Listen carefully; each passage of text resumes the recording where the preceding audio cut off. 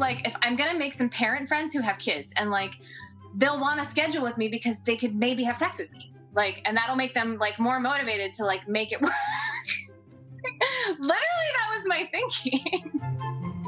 Welcome to Normalizing Non-Monogamy, the podcast where we interview incredible people from across the entire spectrum of non-monogamy to hear their fascinating stories.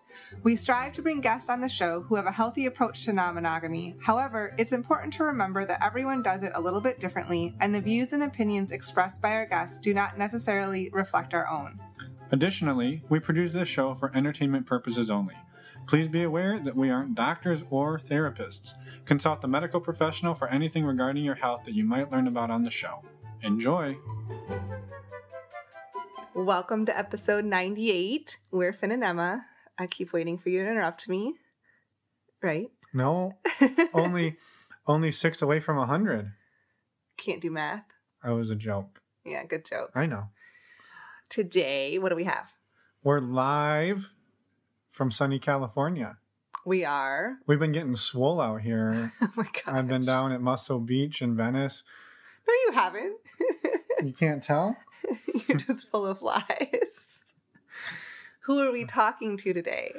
Libby Sinbach, friend of the show, and as of yesterday, fellow podcaster. Yes, Libby is a relationship coach and educator, and she started her own podcast as of yesterday, and her podcast is called Making Polyamory Work.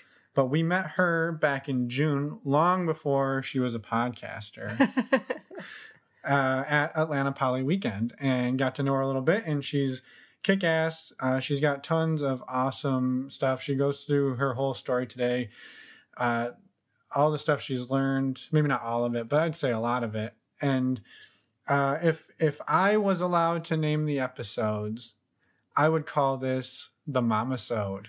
I don't think you're allowed to do that. I know, but I just want to say that she's way, way more than just a mom. And she shares so much awesome shit in this episode. But she has some really interesting and unique tips for dealing with, not dealing with, but navigating non-monogamy as a parent. So definitely going to want to listen. And again, it's not just about parenting, but there is some pretty cool tips. Awesome. Yes. I think I've said it enough. What do you think? I think you have. We're going to move on to a couple of announcements. All right, I'll shut up. First off, we have our next Patreon Q&A for December scheduled. We're going to change it up this time and do it on a Sunday.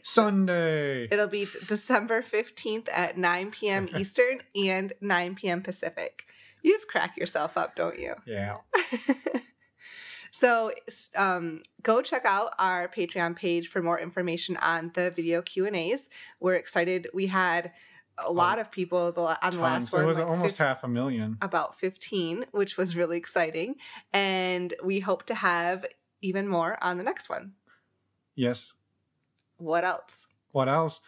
Nothing else major other than we just wanted to remind people that if they want to save $10 on stdcheck.com, they can do so. It's an awesome website for getting tested for STDs, believe it or not. And you go online, you make a quick profile, you go into any one of the hundreds, maybe even thousands of Quest or LabCorp locations across the country. You're in and out in a jiffy, and you get your results in about 1 to 2 days. We've had some people giving us awesome feedback on it that we've talked to. And so if you are one of those people who have used the service, maybe you leave us a quick voicemail and tell us about your experience so we can help spread the word.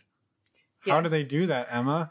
Tell them all about it. Go to our website, normalizingnonmonogamy.com. Go to the Contact Us page, and there is a little link or a button that says leave us a voicemail. That's all you got to do. And just a reminder that doing this helps the show. Using these links supports us slightly in a financial sense. So we appreciate all of your support doing that. And using any of the links on our resources page. And you can find links to get over there in the show notes, which if you click the show notes button in your podcast player, it will take you to our website where you can see all of those resources, plus sometimes pictures of our guests and even more information about them that we don't cover in the show. Yeah, we include pictures or contact information for our guests if they choose to do that. So go check that out. And now let's go talk to Libby.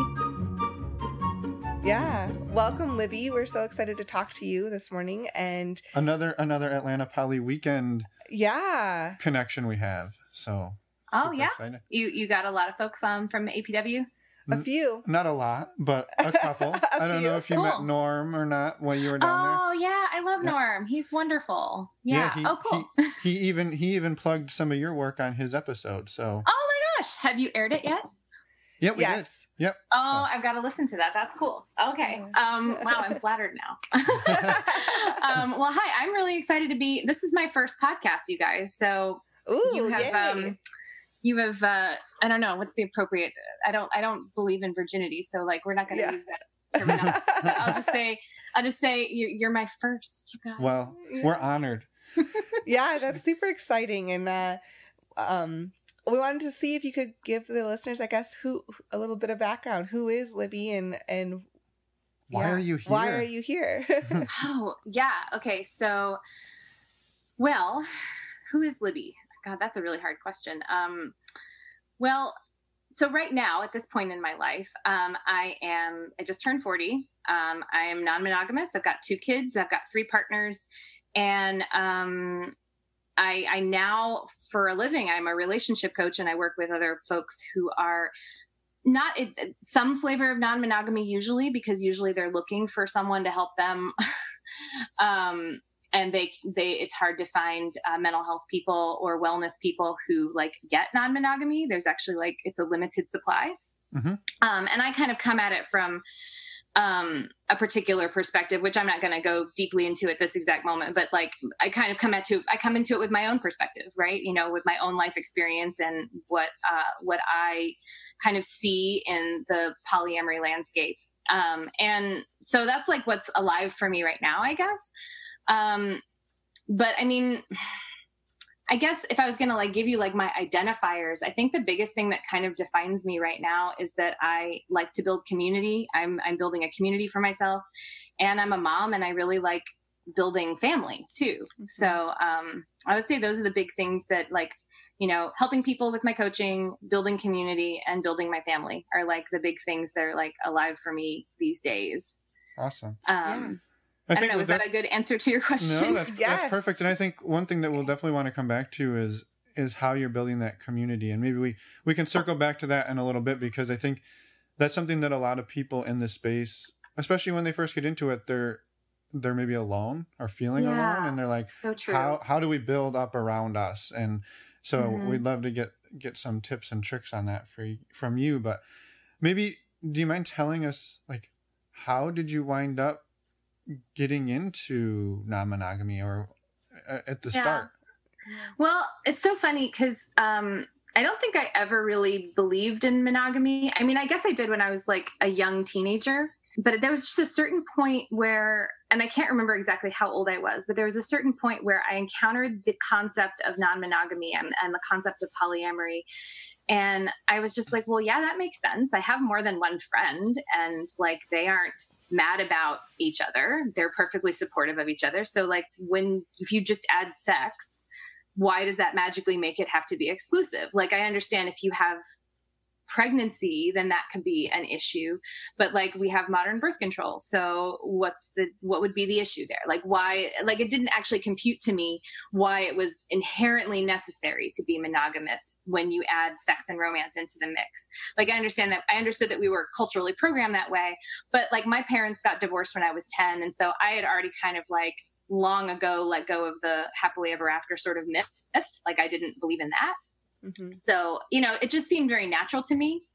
I didn't really practice it much when I was young and in my 20s, partly because I didn't have a lot of long-term relationships in general. And I wasn't very interested in having I know a lot of people who are polyamorous who met their sweetheart when they're 18 or 19, and then they were with that person for a decade or more, and then they open up because they want to have more partnerships, but that was not me. So, I dated around a lot in my 20s.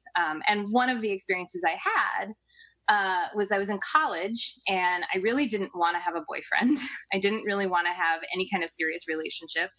But I really wanted to have like a romantic connection of some kind. Specifically, I wanted to make out with somebody like nobody's business. Like I was just desperate to like have a serious makeout. And the college I went to was like majority women. And I was not in touch with my queer side at that point. I had no idea how to like make that happen with someone who was not a guy. Mm-hmm. And I didn't even really know how to make it happen with a guy, honestly. But so I didn't feel like I had that many opportunities at my school. So what I did was, and this is really funny, I posted an ad on Craigslist. And I said, I want to make out with you, random stranger. Send me an email, like telling me why I should make out with you. Send me a picture. We'll meet if I like you and I decide I want to meet up with you, we'll meet in a public place and we'll make out for 20 minutes or whatever. And then we'll say goodbye. And that'll be the end. And I mean, of course, I got like a million responses to this. I was going to say, yeah. And keep in mind, I was like in my early 20s when I did this. And so I got a ton of responses. I answered like 3 of them. And I think it was 3 or 4 people that I met up and made out with. And that was really fun. One of them was this guy who was married and in an open marriage. And that was really my first like real world experience with non-monogamy, was that we made out and then we like ended up talking for like hours. And then we decided to start dating each other. And so I started dating him. And we dated for like 6 months, something like that. And ironically, he kind of fell in love with me. And I was kind of like, whoa, buddy, like chill out. I thought this was going to be like really like not a big deal. And like, here you are getting all lovey-dovey with me. It was really, you were looking for something more informal at that time. Yeah. I was looking for something more casual, something more like physical, I guess. Although I didn't actually find the physical aspect like super satisfying either. So it was all very confusing. My 20s were a confusing time. But that was my first experience with it. And funnily enough, he and I are still in touch, and now he lives in Seattle and he's still with his wife at the time, and they have kids now, and they're part of this huge poly community in Seattle. But what was funny was he was doing this open marriage thing kind of on his own in New York, and it was kind of on the down low with everybody. And he did not expect to fall in love with anybody. And he tells me now that I was his first like on-ramp to like polyamory, because he was like, oh, I caught feels here, and that was fine. And it was great for him. And like, even though we ultimately broke up, he kind of like doubled down on polyamory. And I went forward into my 20s and just kind of floated around and, dated around. And eventually, like, I had some relationship experiences that clued me into the fact that monogamy probably wasn't going to work for me. And the first one was that I had this boyfriend, the one that I was serious with right before I met my current like nesting partner, co-parent husband. And he and I had a big difference of opinion. I was part of I hung out with like the burner crowd and stuff like that. And one of the things that burners like to do is they like to go skinny dipping. I mean, they like to be naked a lot in general, I think a lot of them. But I had a friend who had a hot tub on his roof deck, and like he would invite people over to a hot tub, and it was clothing optional. And I was like, well, why would I wear clothes? It's cool. We're all friends here, and I trust everybody, and it's fine. My boyfriend at the time was horrified, though. He was like, how dare you be naked in front of other men? Like, that's not okay. And I was just like, whoa, like, really? And it opened up this whole conversation of like what he thought fidelity was and what he thought monogamy was and what he thought commitment was. And I was just like, that is so far from what I feel and think. And then I had this other conversation with a friend of mine who was also pondering whether she wanted to be monogamous. And she was saying that she couldn't imagine like partnering up with somebody and never having a first kiss again. And when she said that to me, I was like, oh yeah, that's a good point. and I was like, geez, I mean, first kisses are actually pretty awkward, and uncomfortable, but there's also something sort of thrilling and wonderful about it too. Yeah. And yeah, so I was like, you're right. I don't want to be monogamous. I probably don't want to be monogamous. And yet then I was like, well, how do I meet somebody who's going to want to do that with me. Yeah. Because obviously the relationship you were in at the moment, that wasn't going to fly. No. We broke up shortly after that whole hot tubbing discussion happened. Although he was sort of like, oh my gosh, he was like, oh, I was going to marry you. I was going to commit to you. I can't believe that you would let this get in the way of like you finding this really good guy who is willing to be with you. And I was just like, whoa. At least he was humble. Yeah. Right? Like, I mean, and that it was your, I guess that he was saying that you were willing to be with him. Like, he was, no, it's like he was doing me this big favor. He was willing to be with you. Like, yeah, exactly. Like, you're not going to find anyone else in this world because, yeah. Well, catching a man is really hard, you know? Right. And getting a man to settle down is really hard. And, like, you should be lucky if you find somebody who's willing to sacrifice all the other women that they could be with to be with you. And I was just like, no, I don't actually want that anyway. Whoa. Pump the brakes here. Let's back up a little bit. Yeah. And I mean, he's a really good guy. I don't want to denigrate this guy because he's a really good guy. We just had different values and we had different ideas about what it meant to be in a relationship. And when that became very clear to me, I like really, I thought about it. It wasn't like I was like, the minute he complained about me skinny dipping, I was like, oh, you're kicked to the curb. I thought about it. And then I realized that that's a value that actually informs a lot of other values about like bodily autonomy, my own ownership of myself and my choices, trusting me to be nude around other people that are sexually attracted to me, the whole notion of how jealousy works. Like it was this cascade of realizations about what was important to me that made me say, I can't be with somebody who doesn't agree with me on these things. So, right. Yeah. So we broke up and then I met my now husband. And when we met, we both had really close friends who were non-monogamous. My two best friends, both of them, one lives in Boston and one lives in DC, and they're both polyamorous, like really, really polyamorous. And they both kind of came to it in their own ways and in their own, it's not like they're friends with each other too, but they didn't inform each other's decisions to do it. They both kind of came in it on their own life journeys, but it was sort of like that was already kind of part of my life, was that was kind of an okay way to be. And then my husband, his roommate at the time was also polyamorous and still is. And so that was kind of like, it's funny. I go back and I look, we met on OkCupid, and I go back and I look at our early OkCupid messages, I think even before we actually met, and we talked about non-monogamy. And we debated with each other, like whether it was actually a thing that could work and how it would work and whether it was a good idea. And we were both like, we don't really know, maybe. But so he was not monogamous, or he said he was poly. Oh, I thought she said he was. He wasn't, his best right? friend. He wasn't. His best friend was. I'm sorry, I missed that. Okay. Or his roommate was. His roommate and my two best friends were. And so we talked about it. But yeah, no, our dating profiles both were saying that we were monogamous. I mean, I don't even think they had the granular way that you can declare yourself then that they do now. But there was the assumption that was, I mean, because that's the default, right? Mm-hmm. So that's kind of like what we both thought we wanted to do. But it was always kind of a topic of discussion for us. It wasn't something that was like way out there for us to consider. And I found out later, I didn't know it at the time, but that he had kind of dabbled with some non-monogamy with his previous partner, who he'd been with for almost a decade. And so I didn't know that was a thing that he'd done before. Didn't go well for him the first time he tried it out, but it was something that he wasn't opposed to, like from a moral standpoint or something. And then about a year into our relationship, one of my good friends, it turned out he was in an open relationship, and he thought that I was, just by the way I was comporting myself. And so he started hitting on me. And then I was like, oh, do you want to go out? Because like, I could go ask about that. Let me just ask about that. And so I did. And my husband was like, yeah, you could give that a go. Sure.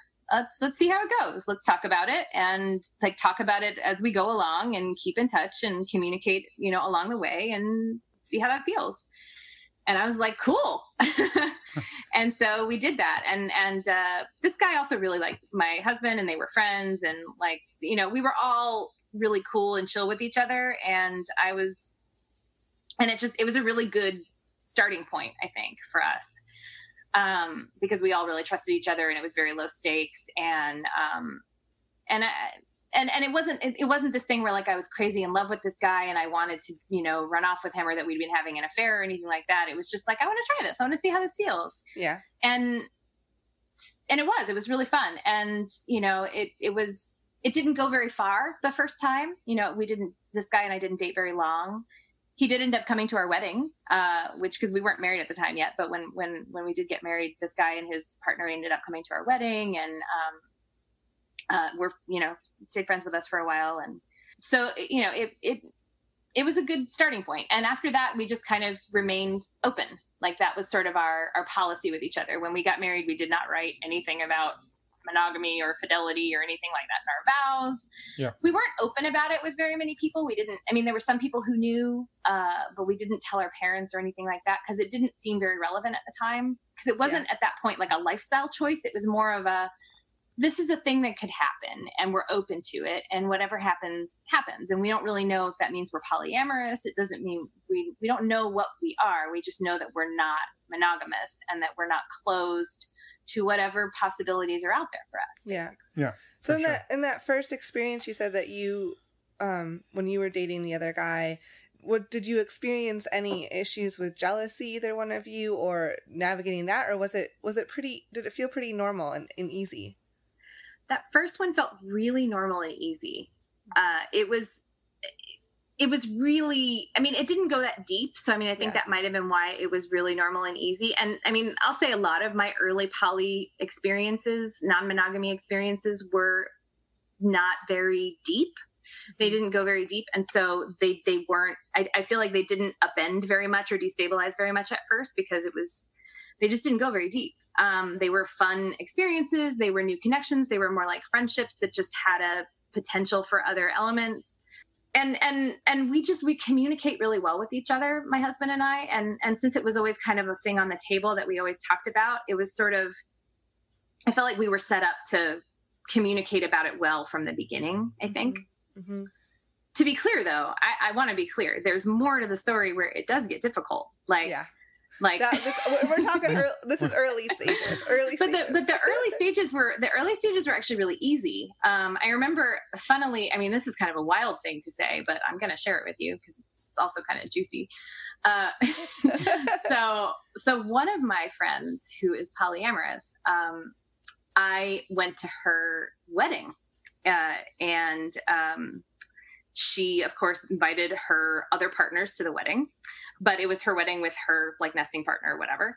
And so her other partners were at the wedding, but they were all sort of just there to cheer her on. And one of them I was attracted to, and was away from home. And my husband couldn't be with me at this wedding because there was a lot of work going on for him. He was very, very busy with work. So I was there by myself. And then there was this guy there who I'd met before that was, again, a partner of one of my closest friends. And we'd had a connection before, and we totally hooked up at my best friend's wedding. I hooked up with one of her boyfriends at her wedding. That is a juicy detail. But again, that was no big deal. And I didn't even tell my husband that was going to happen beforehand. We didn't negotiate it beforehand or anything. He sort of was like, yeah, if you want to do something, that's cool. What else? And then I didn't, I told him I wasn't calling him up in the bathroom before we, got naked or whatever. I was the next morning on my way home, I was like, so by the way, I slept with somebody, and he was like, oh yeah, cool. Tell me more. And I was like, well, this is what happened. And it was fun. And I don't know. And then, again, it was a long distance thing. And I actually have not seen that guy since, which is strange to me. That's not my usual. One night stands are not my usual. Mm-hmm. But that, that was one experience of a few in the early days that was just okay, that happened. What else? Yeah. Right. But the key is like you're being honest and open with each other about it, right? And both of you are allowing the other person to be like, okay, that's cool. Like, tell me more about it. And if a feeling comes up, it sounds like you were able to at least talk about it. Yeah, I gotta say, I was kind of surprised that feelings didn't come up early on. Like, I kept being like, "Are you sure? Are you sure it's okay? Sure this is fine?" And I mean, to be clear, my husband didn't date anybody for a while. Like, so we were kind of polymono for a while, or non-monogamous. I don't know what you'd call us, but like we were, because he was just very into work and very, very taken up by that. And then when we had our kids, like work plus kids, that was like it took, I think, a lot of his energy just to like do those things. Yeah, of course. And I mean, honestly, when I had my kid, like, for the first year of having a kid, I was also kind of right. just a mom, and that was it, and kind of lost myself for about a year, honestly. Which I don't regret at all. It's a great experience, but also kind of a major shift in identity and stuff. Yeah. How did you shift back then? Because I think that's another thing that people, I say a lot in the swinging world too, is they're like, well, I'm a mom, and it's really hard to shut off the mom and go back to being sexy and dating or any of those things. Yeah, that is so real. This is interesting. So this really gets to the meat of like my story. And it's funny. So, I mean, my husband and I, like, we never really our sex life, I mean, in terms of like being sexy with each other post kids, I mean, that wasn't actually hard to do. I mean, I learned how to shut that part of me off and or the mommy part of me off and be, a partner and a romantic partner to him. That was actually surprisingly not that hard.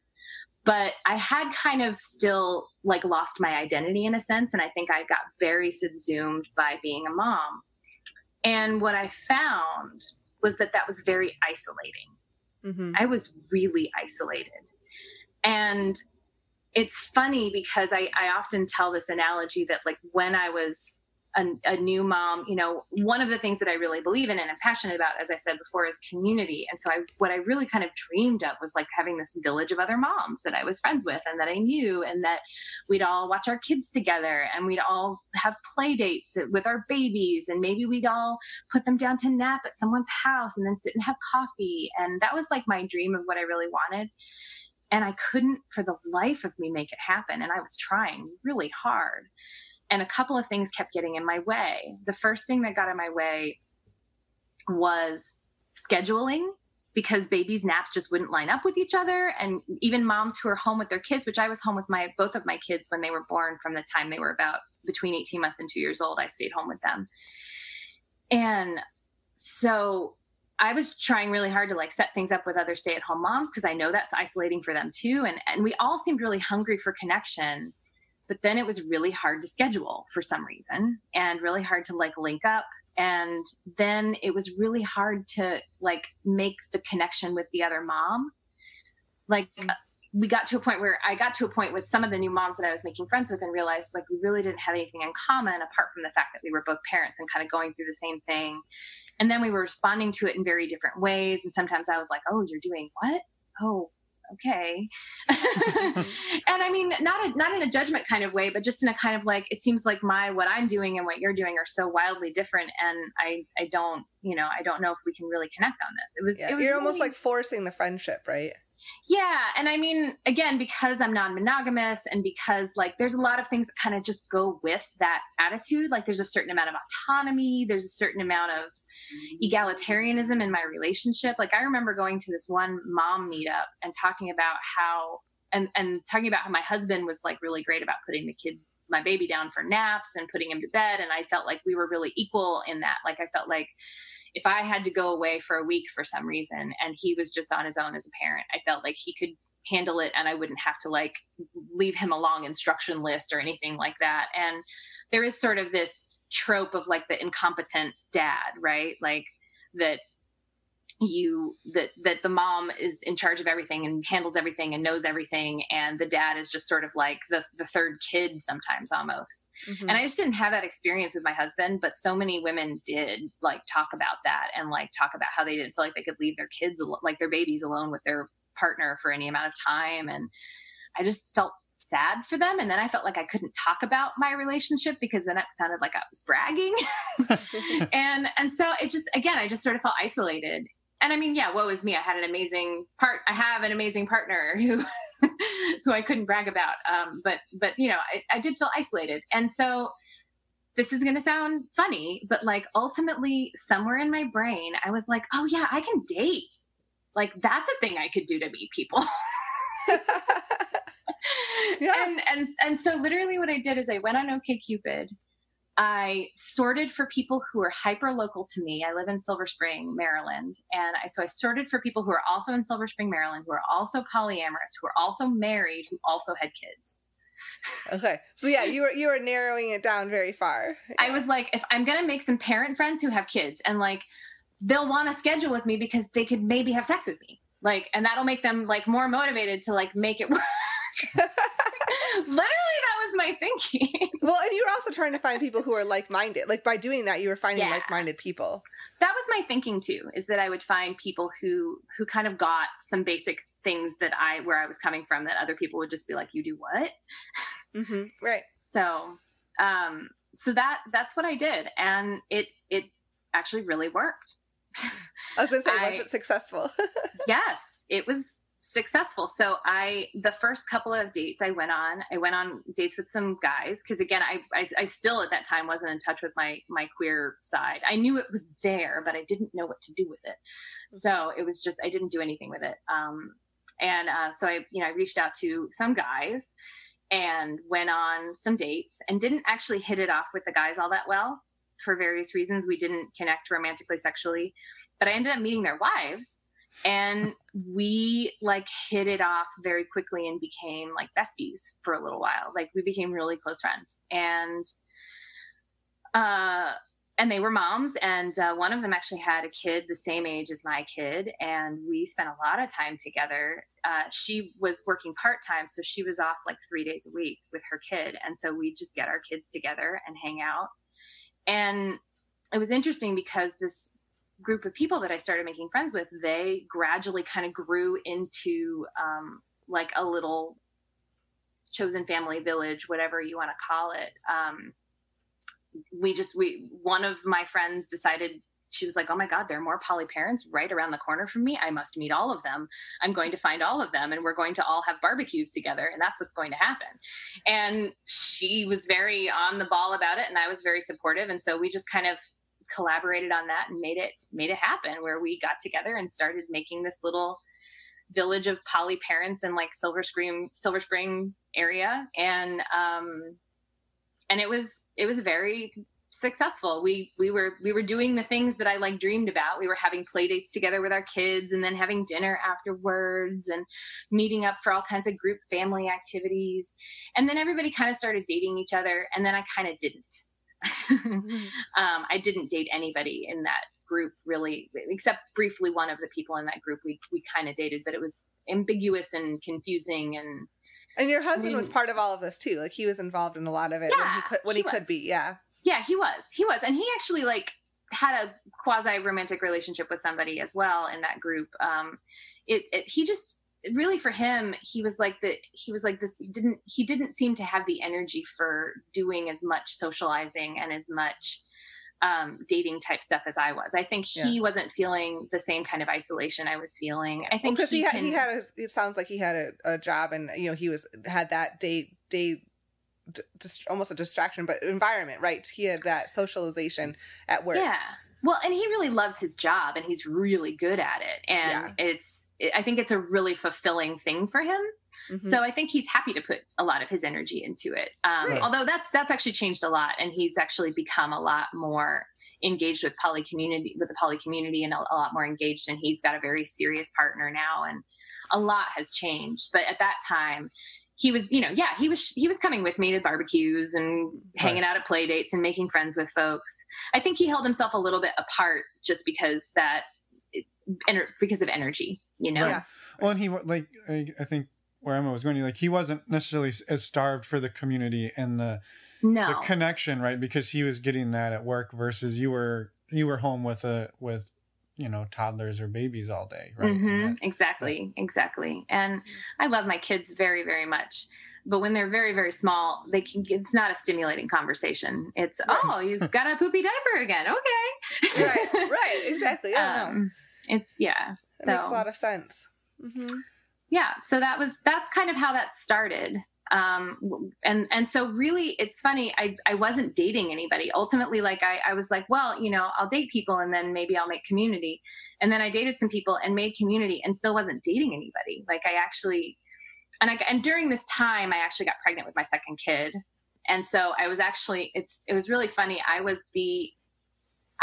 at a lot of polyamory, like meetup group things that I would go to or organize, I was like the cool pregnant lady. Like I was the cool poly pregnant lady that somehow nobody was asking out. Like nobody was asking me out or trying to go on dates with me. But maybe that was because I was pregnant and people were sort of like, I don't know what to do with you. Yeah. Maybe they're giving you space or, trying to be respectful too. I don't know. But I didn't date for, I think like the first year or maybe a little bit more when I was really connecting deeply to this polyamorous community. I was just, and this was the sort of the next phase after your early stages, right? Like after, so there wasn't, I want to make sure we didn't skip anything else. No. So again, I was just looking for friends. I was looking for community. Yeah. And I was open to relationships too, but it wasn't like that wasn't what I deeply needed. Although there was a certain point where I was part of this community where everybody was doing that. And then I was like, okay, I want to be doing that too. Right. So how did you move forward then?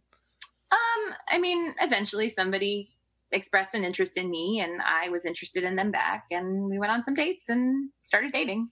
Mm-hmm. And that happened with two people almost simultaneously. One of those people I'm still with, and one of those people I'm not. But we're still really good friends like that.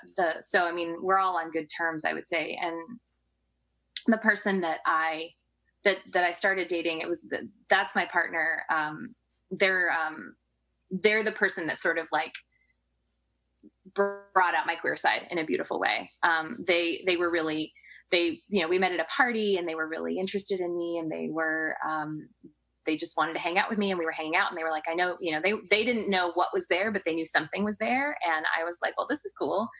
And then we just, started getting really close and then that turned romantic and sexual and it became really wonderful. And like I said, the interesting part of that story is that we've been dating now almost 4 years. We met over 4 years ago, and now they're dating my husband.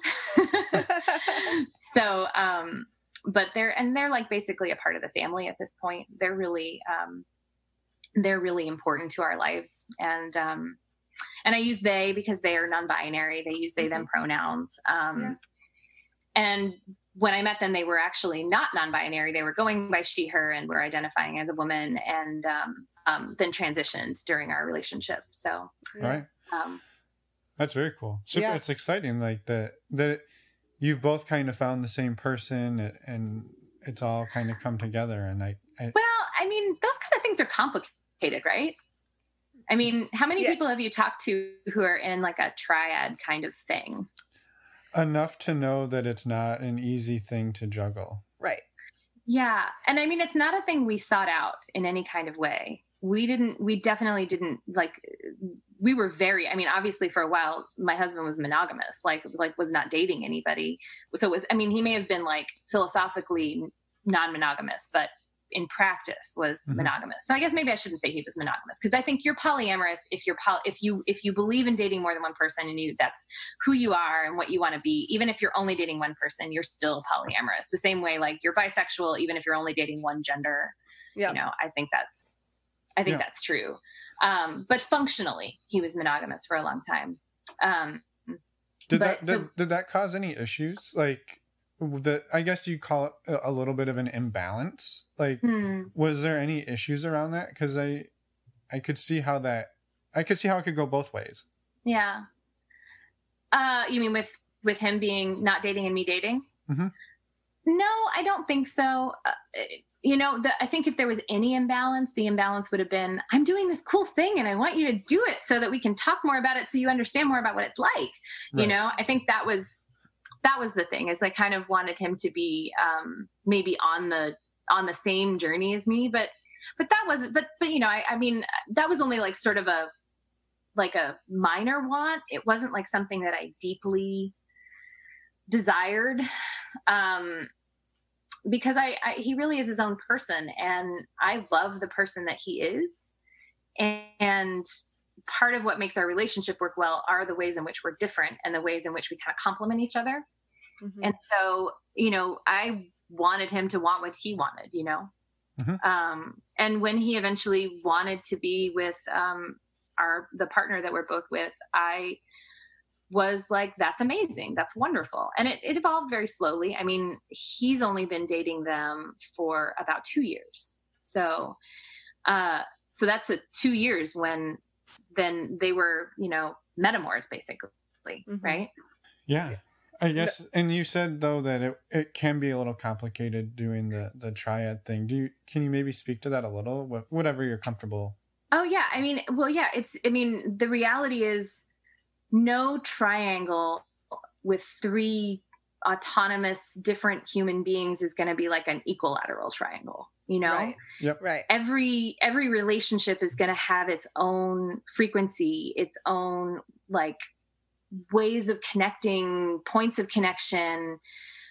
And I mean, that's a beautiful thing about it. I think that also can make it a tricky thing in terms of finding balance, finding time, making sure everybody feels cherished and appreciated for who they are and what they are. Here's a funny story of a moment that I had some serious jealousy. It's really funny. So, my husband at one point got this desire to start wearing like jewelry, and he expressed an interest in like getting an ear cuff for like just a little cuff on his ear.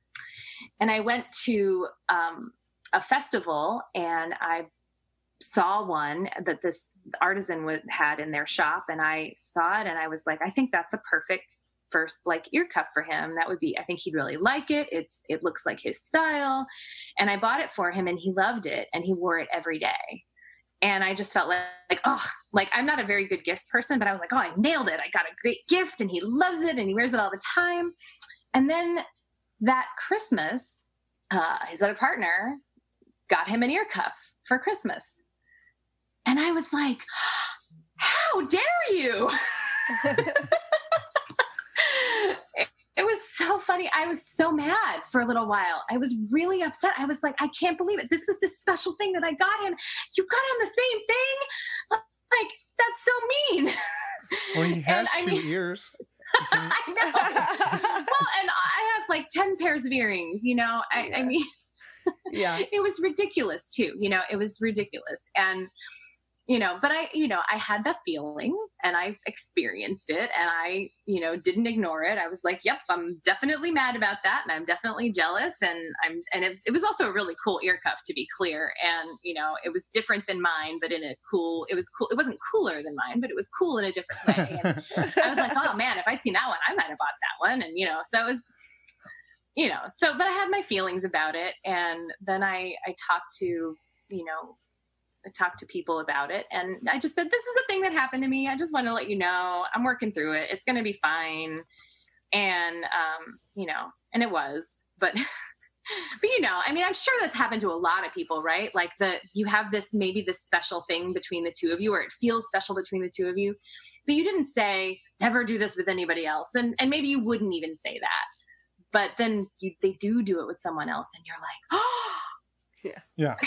Well, I think the crazy thing here is, if somebody was listening to this who wasn't non-monogamous, they would be saying, yeah, the thing that I have that's special with you is that we have sex together. Yeah, that's true. And for you, like, that's no big deal. Yeah. But it was a piece of jewelry, or, it could be anything. It could be a t-shirt. It could be just about anything. And it's going to see your favorite band together. Yeah. Yeah. Exactly. Yeah. Exactly. Mm-hmm. And it's not, I think the hard part to convey to people is that doesn't mean that you value the sex that you're having less than the ear cuff. It's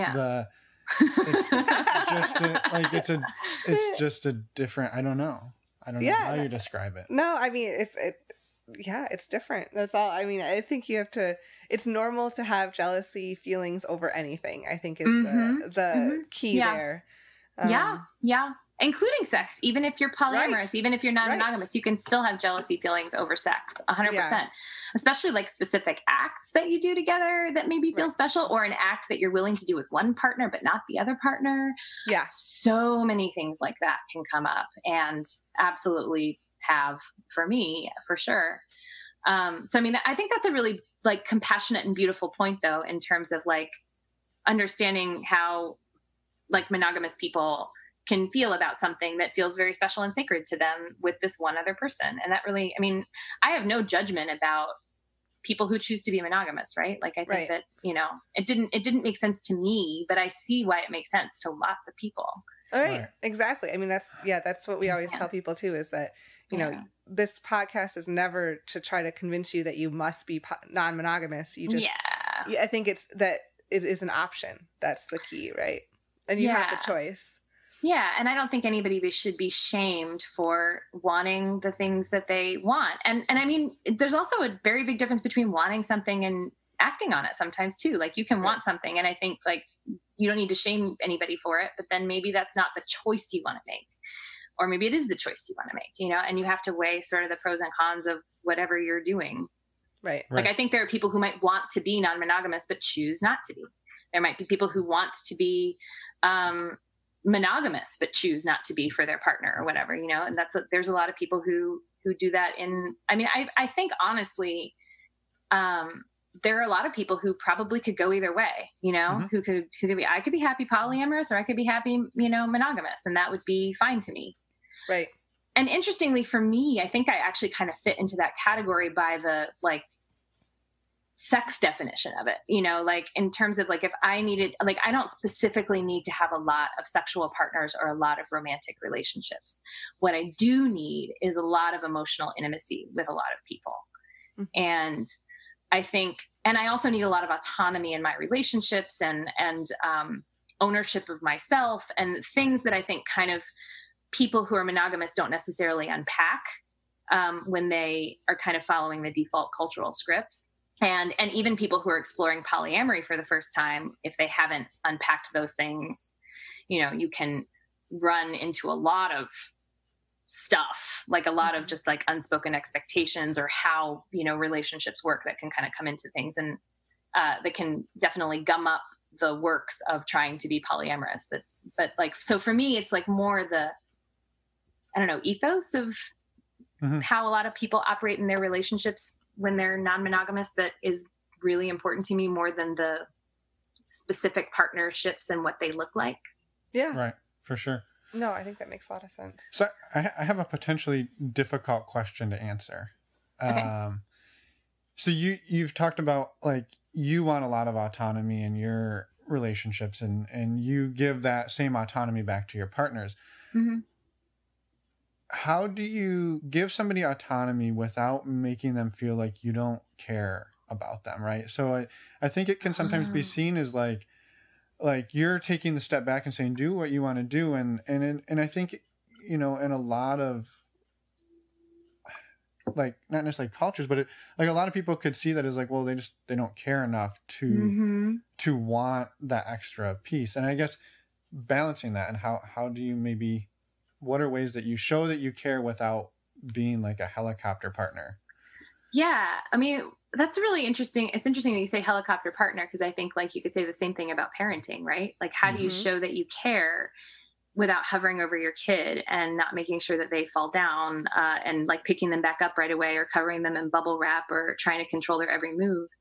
And I guess my parenting answer and my relationship partner answer would be the same answer, which is that one of the ways that I show that I care is by giving the people that I love my trust and the freedom to make their own choices, and to celebrate that with them and cherish them for who they actually are and what they actually want to be, and who they actually want to be with and what they want to do.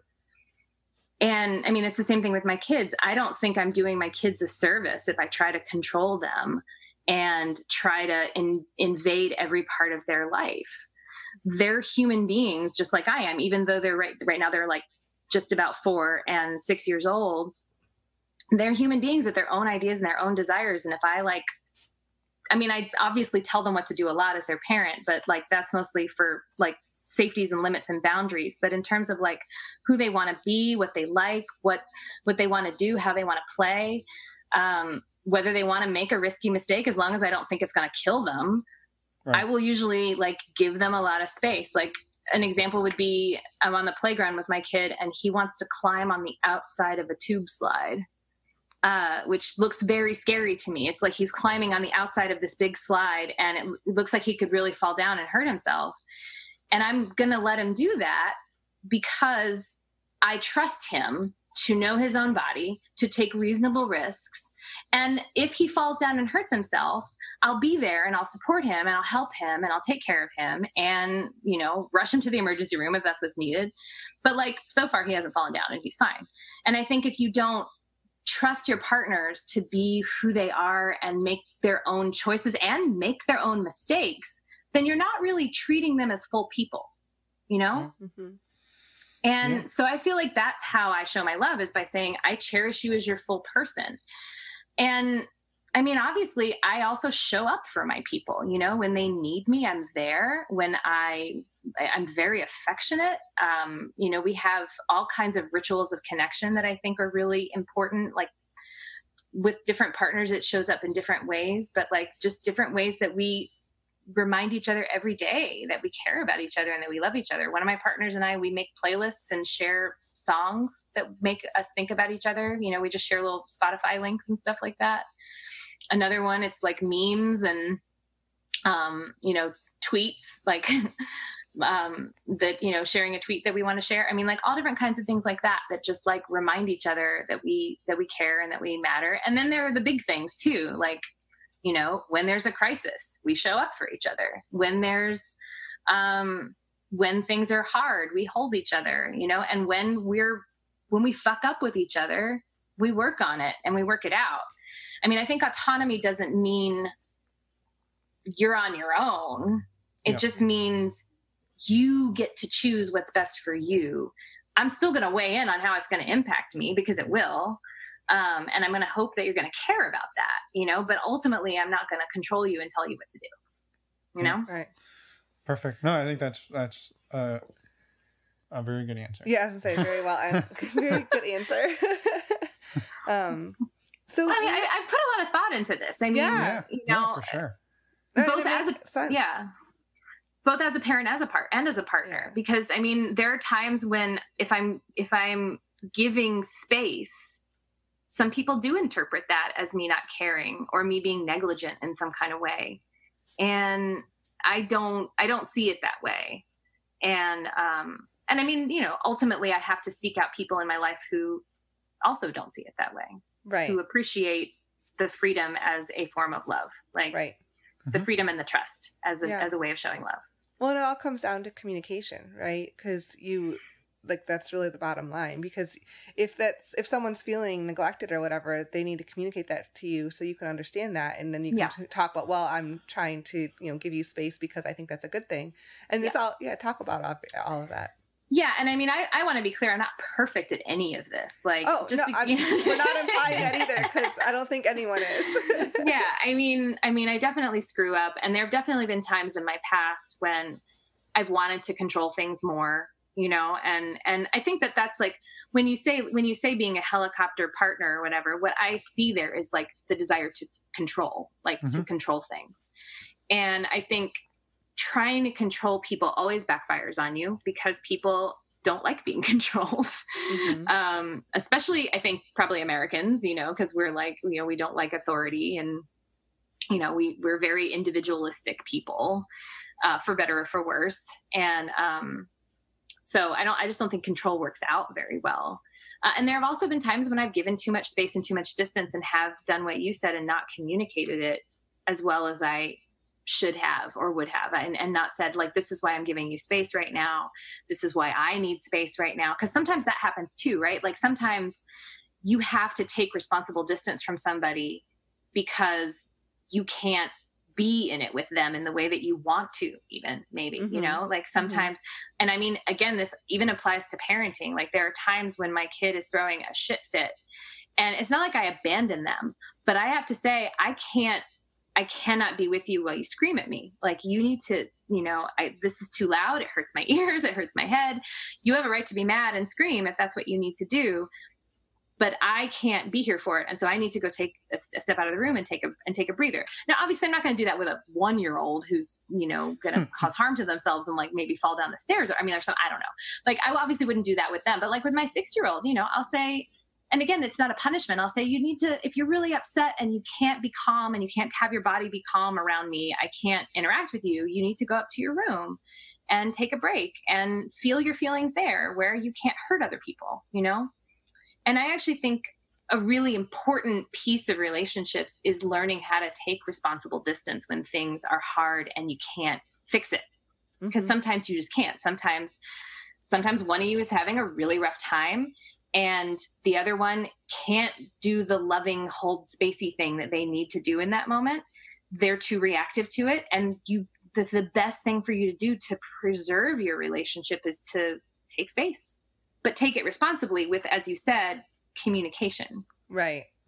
And not just disappear or whatever. Yeah. Because if you disappear, you feel abandoned. You feel like, oh, I was too much. Oh, I got too upset. And now my partner doesn't care and I better button it down or bottle it up. And that's unhealthy and unfortunate. And, you know, so it's very good to communicate, hey, I know you're going through a lot right now and I really want to be there for you right now. I can't do that in the way I want. So I'm going to give you some space, but I'm here and I will come back. Right. Yeah. And I think that I will come back thing is really important. Like I will come back and check in with you in a couple days or in 20 minutes or whatever it might be. Right. No, I think that's wonderfully said because, I think a lot of people will relate to that too. Yeah. I wanted to ask too, like, so I wanted to get like a little bit of a background of where you're at right now, like in your relationships. We kind of covered the whole, like the stepping stones, and you've alluded to the fact that you're kind in a triad of sorts. But what do your relationships look like at the moment? Sure. So there's my partner that I share with my husband. And that relationship has gone through, I would say, a lot of iterations. Right now, we're in sort of a liminal space with each other. We're still very committed to each other. And I would say, like, no matter what, they're probably always going to be like family to me. But we're sort of reconfiguring what our relationship looks like.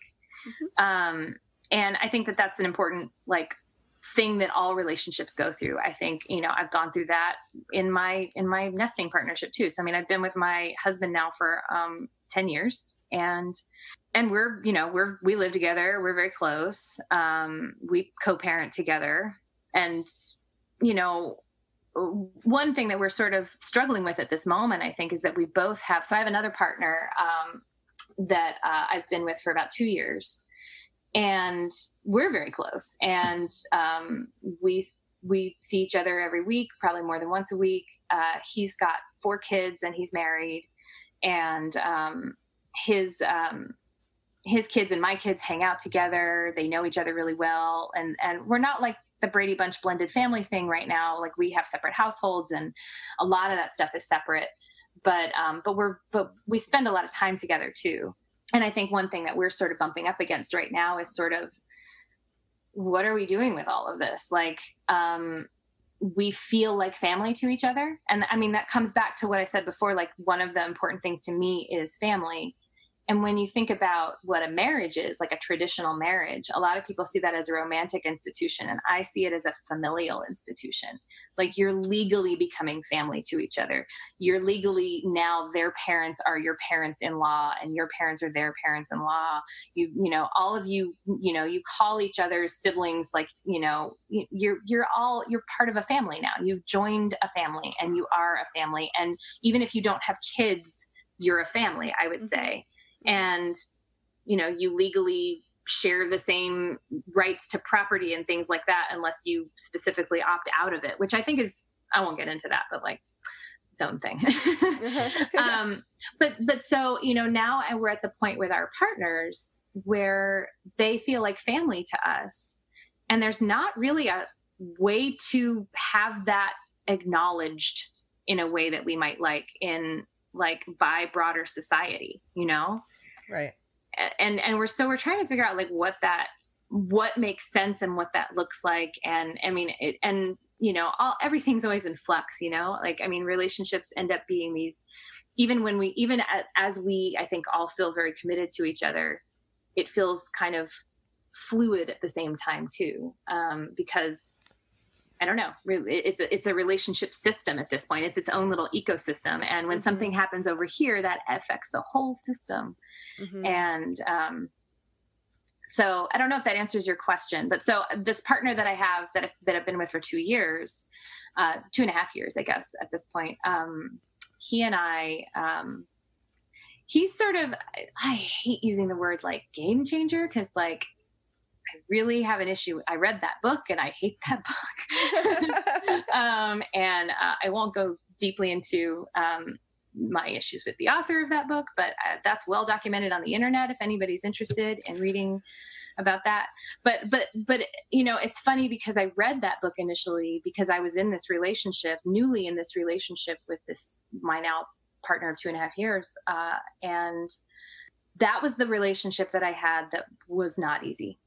That was like, suddenly nothing was easy. There was a lot of jealousy. There was a lot of intensity. There was a lot of struggle and strife. And some of it's like not my story to tell.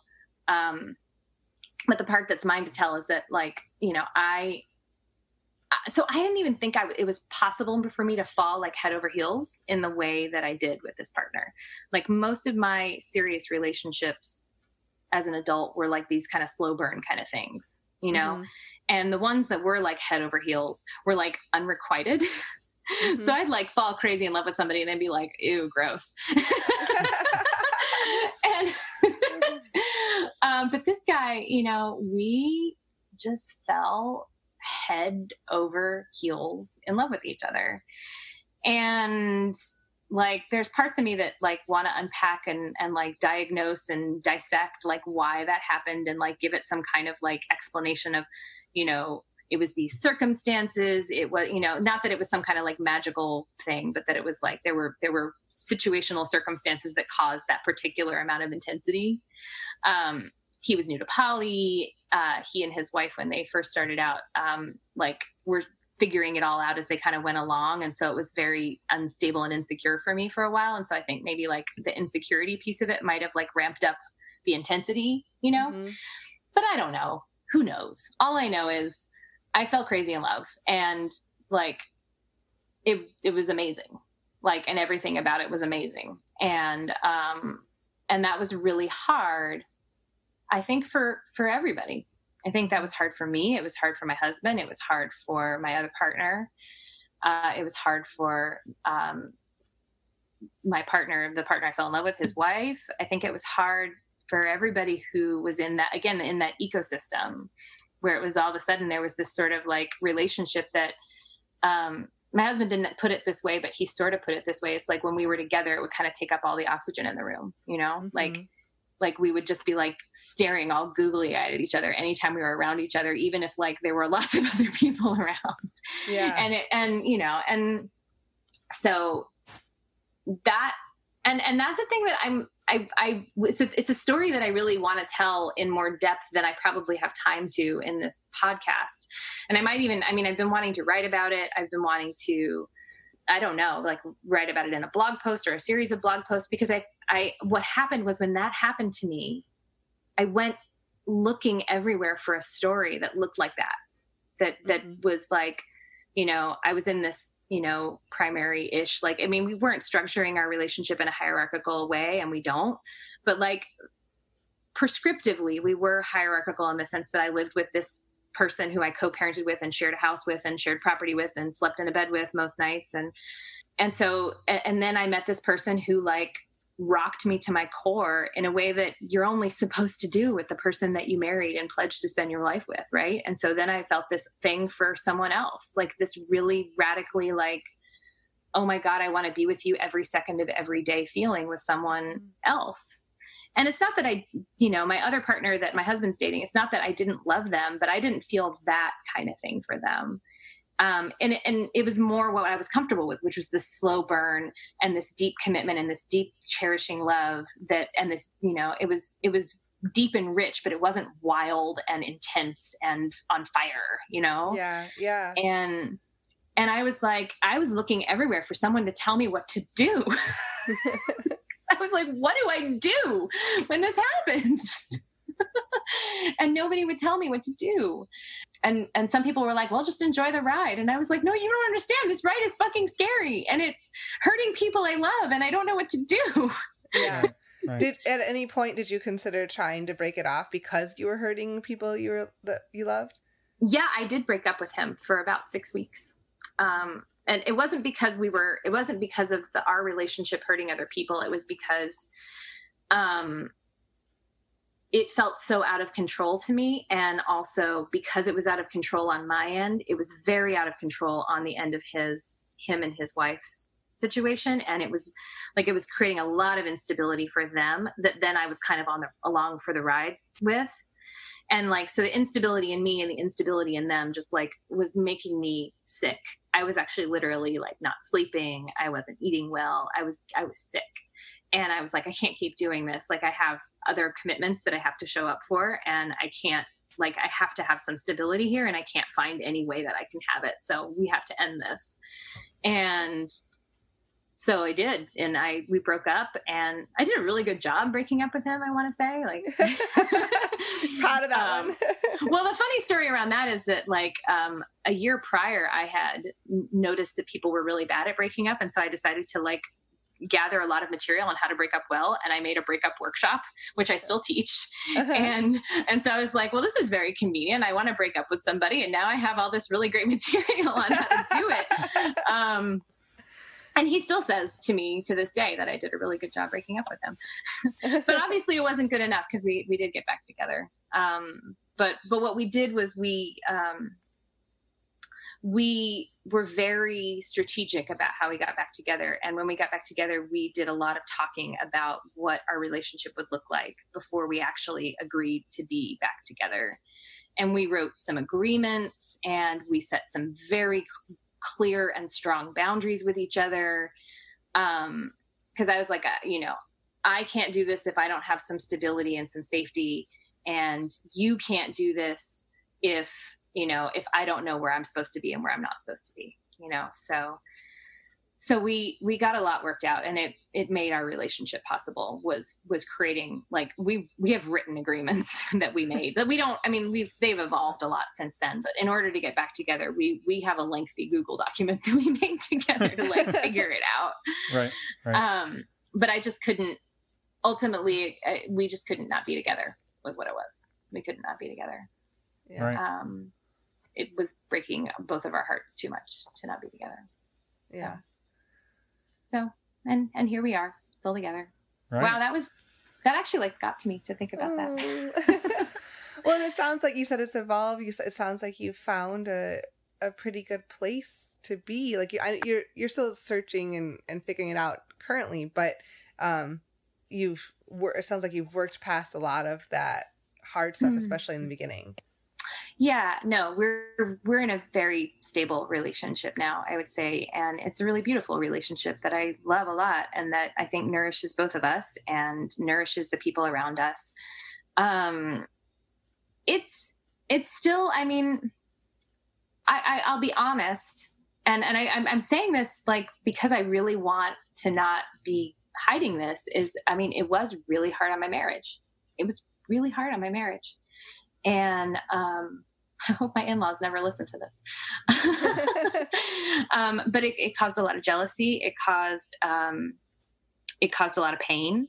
A lot of things kind of came to the surface in my marriage that my husband and I had to deal with and talk about and work through, that we were shocked by, that we had to do. Cause we were we've been doing this a while now. We know what we're doing. Everything's fine. And then all of a sudden it was really all of the things that I'd read about that happened to people, happened to us, not all of them, but a lot of things that, a lot of the kinds of conversations that I thought we were kind of maybe past or would never need to have, we ended up having to have.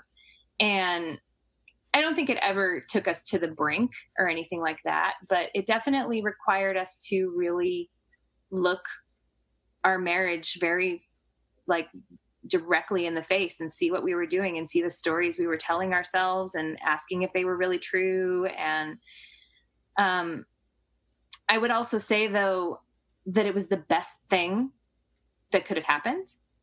It was really hard, but I would say that on the other end of it, like, our marriage is better because of it too. Like, even though there's still hard conversations we have, like,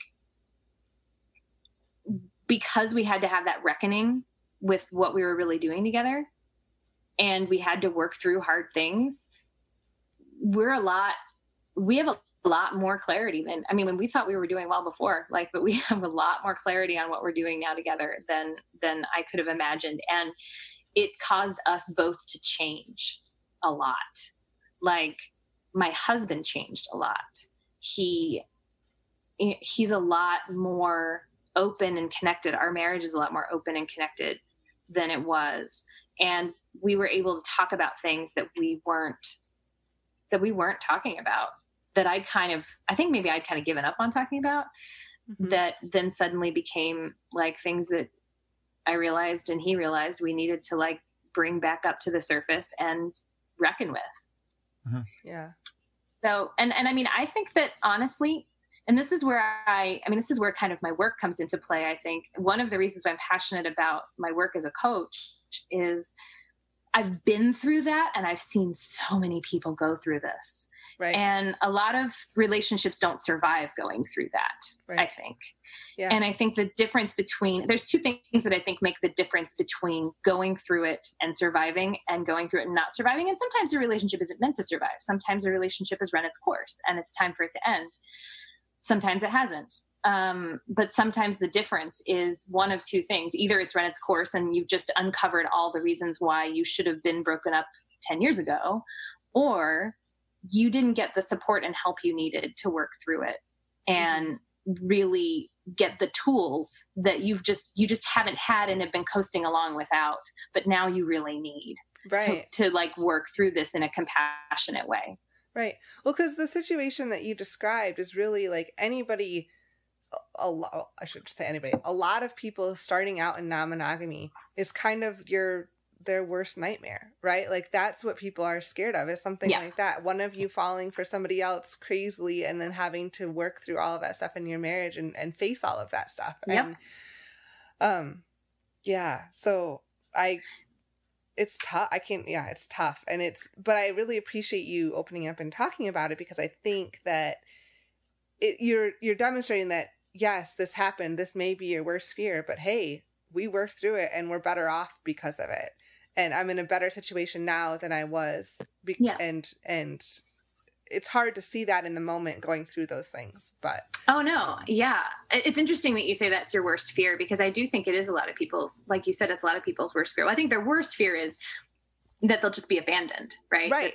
That you'll meet somebody better and you'll be abandoned. And that kind of all goes along with that, right? Like somebody's worst fear may be that, your partner will meet somebody else and they'll leave me for them, right? So, either they'll leave you for them. I mean, I think honestly, my husband's worst fear, I mean, and not to speak for him, but like, I think that his worst fear, and this would be my worst fear too, is actually for someone to stay with me, but like be marginalized as a person, like, oh, that's just my ball and chain. That's just my wife. That's just the person that I put up with who takes care of my kids. Right. I don't really like, I mean, that's actually worse. I'd rather be broken up than be that, I mean, on one level, but at the same time, I know tons of people who have something like that, who have a marriage that they have long since decided isn't romantic and sexual anymore.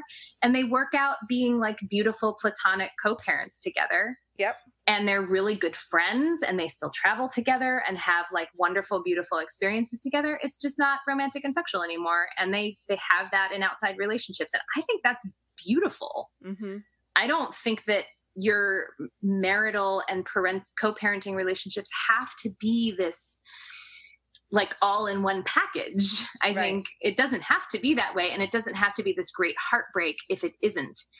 But I do think it can be a great heartbreak if one of you doesn't want that and the other one does. Right. Then it's devastating. It's like, you know, it's like being with your crush that rejected you every single day and then watch them go off and be with other people. Like that would be heart-wrenching. And I can't like, and on some level, I think that is like the scary, big, bad, scary thing that you would worry about is like, I'm the one that they put up with so that they can have all these other more joyful, exciting things. Right. Yeah. No, I think that makes a lot of sense. And yeah, I wanted to mention that because I think it is a big fear of a lot of people. And so thank you for talking through all of that.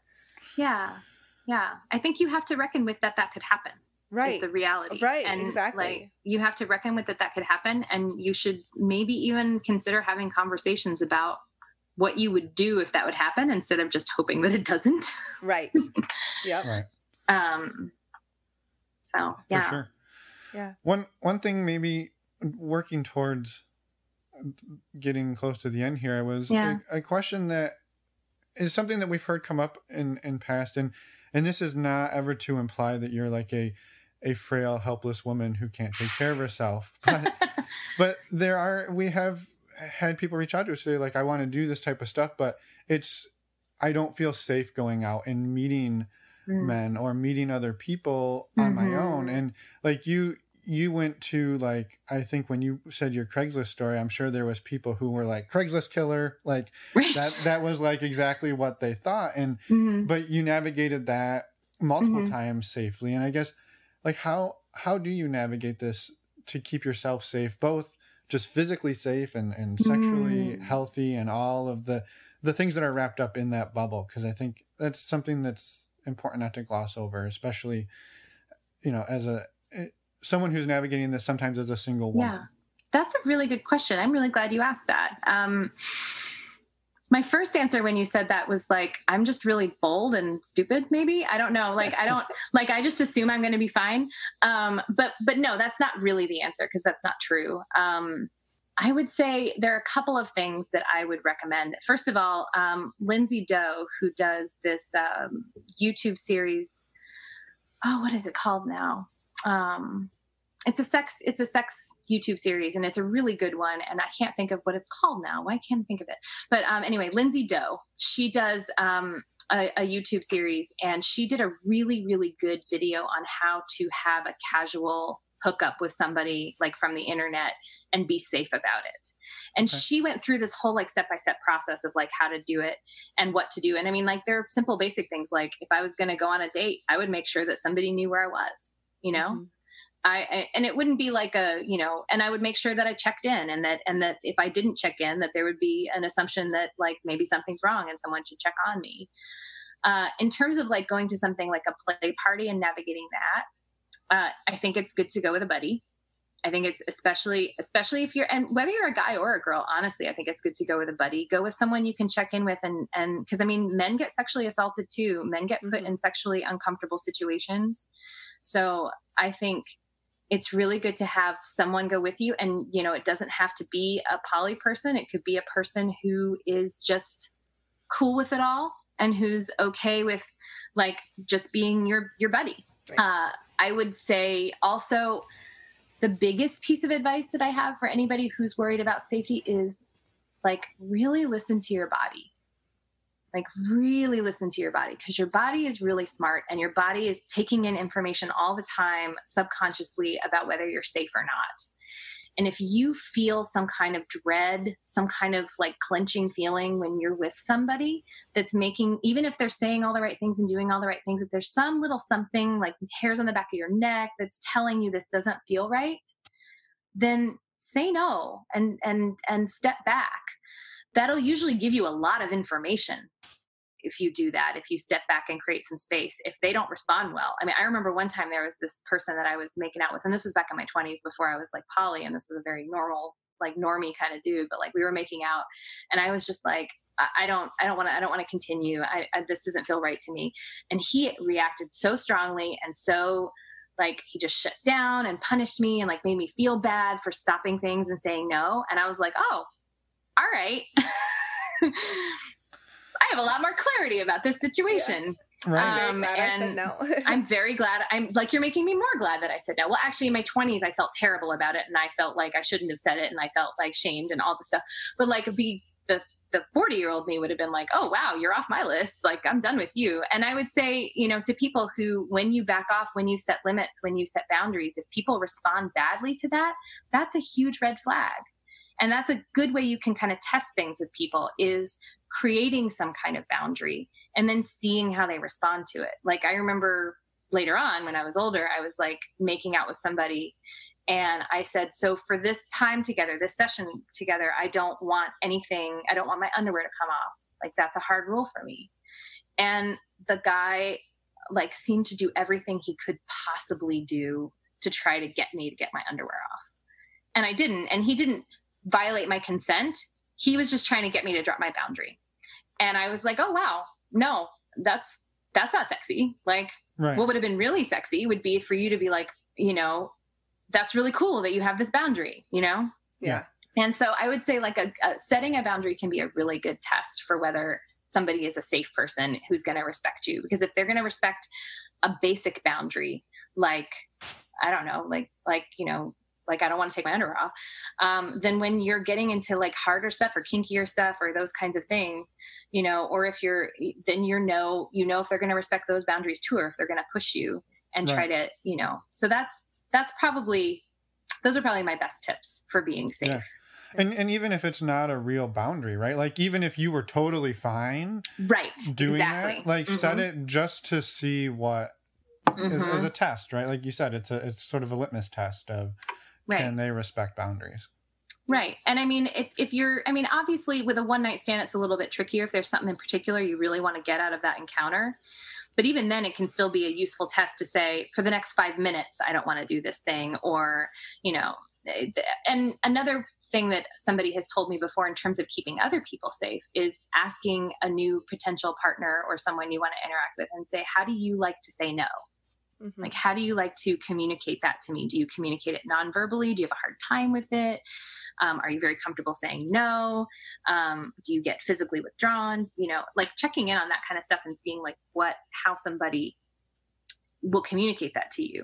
And I mean, obviously with STIs and stuff like that, I mean, at this point, like, I just have the conversation and it's like not like without batting an eyelash. And I really like Reid Mihalko's Safer Sex Elevator speech, or The Stars. That's another good one. Yep. Because it's just like, it's real basic. Like, here's what's going on with me. Tell me what's going on with you. And again, if the person can't tell you what's going on with them and without, you know, stuttering or getting embarrassed or uncomfortable or whatever, and you kind of, or they kind of hedge or whatever, then like, that's, again, it's sort of a flag that they haven't dealt with what it means to talk about sexual health. And it doesn't mean you can't be with them, but it does mean that like you might want to take extra precaution with them.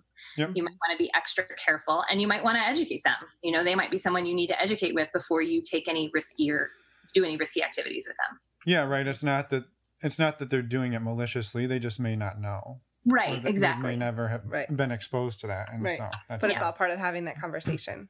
Right. Exactly. Yeah. So it just gives you information. Right. And yeah. Awesome. Yeah. And I really like what you said about asking somebody how they may communicate a no. That's something that we haven't heard. Yeah, no, that was a really awesome way to put it. Yeah, that was. Well, perfect. I gotta give credit to that to my partner Anna. They taught me that. They're excellent at a lot of the like how to be safe in a new space. Like, they're very good at that. I'll be honest, like, I don't have a lot of casual interactions. I've tried. It doesn't really work for me. Even though like I outlined some casual interactions in my deep past, like, it's not a thing I really do very much anymore.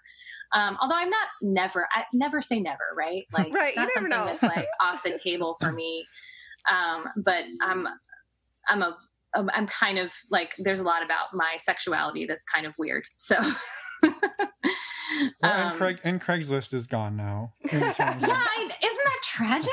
I know. Craigslist, no more casual connections on Craigslist. I know. And you Sesta Fasta. I know. So awesome. Well, I mean, I guess, do you have anything else that you want to share with us? You've talked that you do the coaching and maybe best ways for people to reach you if they want to get in touch. Well, so a couple things. I mean, so if my story resonated with you and this is something you've been through and you just want to talk about it, I'm here for that conversation. Like I would love to talk to more people for whom that has been their experience, especially if they've also come out on the other side of it. I mean, are you ever really on the other side of anything? I don't know, but right. But I would love to talk to more people who've kind of faced that worst fear and like gone through it. That would be cool. Mm-hmm. If you are interested in knowing more about my work and my coaching, I have a Facebook page right now. I don't have a website, so you can find me at Libby Sindak on Facebook. Mm-hmm. And you can also email me at libby@libbysindak.com. If you want to be in touch. And I really welcome that. I love having conversations about all of this stuff. We didn't get to talk much about community. And that's like a whole nother ball game. But we were going to circle back and then we kind of, I mean, and that's okay. you created barbecues and you were. Yeah, we talked a little bit about it. That's true. Yeah. But if you're a person who is an organizer in your local community, or you want to be an organizer in your local community, I would also welcome like a conversation about that, because I have a lot of thoughts about that too. I've been involved with the community here in DC for a while now, and it's been an up and down kind of road for me there. Like being a person who just naturally organizes, and what that means, and like being what it means to be a leader and kind of in a leadership kind of role has been an interesting journey. So I'm always desirous of connecting with more people who share that. So Perfect. Connect with me, email me. Yeah. Connect with me on Facebook. I've got some Facebook videos. I'm also potentially launching a podcast in the next couple weeks. So, well, we will keep people. I mean, first of all, we'll put links to everything in the show notes. Yeah. And if your podcast launches before this airs, which it may, we'll make sure that we mention in the intro or outro the name of it and give you links for that as well. So it will not be forgotten. Yes. So. And thank you so much for your time and spending some time talking to us, because I think a lot of people will get a lot out of this. Awesome. Well, I mean, it's really been my pleasure. So thanks for being so nice to me on my first podcast. Yeah. Hopefully none of the questions were too difficult. So no, they were good. Good. Perfect. Well, enjoy your morning, and we'll be in touch. Awesome. Thanks so much. Bye, guys. Welcome back. We had an interesting time while we weren't recording. We're not going to go into that. Thanks, Libby, for sharing your story with us. And I hope everyone got a lot out of it, even though Finn calls it the Mama-sode. I know it's more than that. Well, and everybody else does too. And also thank you for all of the work you do in the community, the non-monogamy, and just relationship coaching. It's awesome to have people like that out there doing good work. So thank you. Yes. And one thing. Yeah. I don't know if you caught this. She mentioned that she has a workshop on how to break up with people. She does. We should really do something with that. We are. Oh, we are? So just a quick teaser. We are putting together some additional audio content, and we may have mentioned this here and there before, but we are hoping to publish this content early next year. So stay tuned. One of the modules will be Libby talking about breakups. Transitioning relationships. Yes. Is a much kinder way. Whatever way you want to talk about it. You can say, I'm not breaking up with you. I'm transitioning our relationship into one where I don't see you anymore. Anyway, stay tuned. We're really excited about this and can't wait to get it out there early 2020. And next week we have Jace from the Multi-Amory podcast. Yeah, Multi-Amory podcast. Yay! Yay. What? I'm excited. I see. He's cool. He is. And they all are, actually. No, I know. There's 3 of them that do the podcast. We have this first interview with Jace and... maybe some others to follow. Yeah. Hint, hint. Spoiler alert. Okay, we've been rambling a while. All right, we will see you next week for episode 99, and we will be 3 closer to 100. No? You're just not killing it today, babe. I'm crushing. I'm trying out some new material. Bye, everyone. Thanks for listening.